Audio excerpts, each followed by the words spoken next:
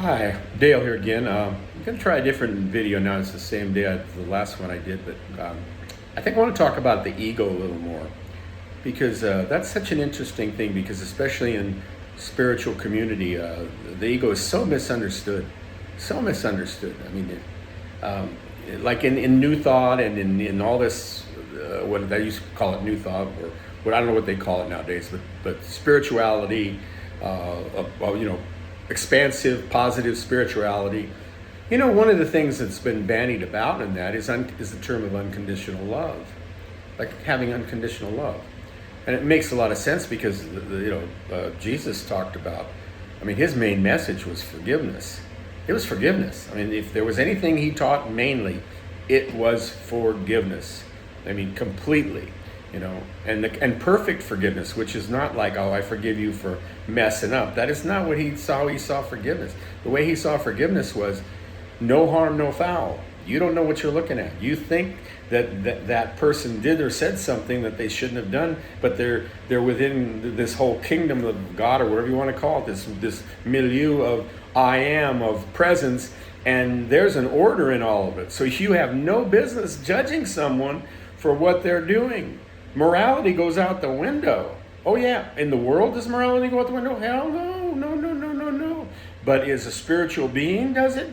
Well, of course it does. Look at Jesus. He was innocent. And they crucified him. They tortured him and crucified him, killed him horribly. But he was not Jesus really. He was the Christ. He was the living Christ, and he knew that. And and all that worked out because he knew what he was doing with that. He was walking through the illusion of death, the illusion that you are no, you're not in this world and not of it. You actually are in this world and of it. That's what Pilate and all those guys in the Sanhedrin were basically saying to him. They're saying, you think you're in this world and not of it? Well, try this one on. You still think you're not of it? Because we're going to kill you. We're going to torture you. And he, even when he went to the Garden of Gethsemane, he didn't want to go. He said so. I mean, it wasn't like he didn't want to go. He was fearing fear. And he said, his prayer was, if you could take this, I'm paraphrasing, he said, if you could take this away from me, I'd really like not to do this. But then he said, but nevertheless, thy will be done. Because he knew it was safe. He knew what he was doing. He knew he was walking through it. Okay? And that's the power, that's the power of being who you are and present. But the ego, so unconditional love is really interesting because now I'm coming back from a nice place as far as being able to see this, because in my world, my ego is my best friend. Yeah, my best friend. My ego is my best friend. And if you're talking about first of all, if you're talking about unconditional love, and you can't love your ego, I mean, love your ego as it is, just like you would love someone else who they are as they are. That's unconditional love. If you can't love your ego as it is, no matter what it's saying, no matter what it's doing, you got some work to do, friend, on unconditional love, that's for sure, because it's very conditional love that you're working with.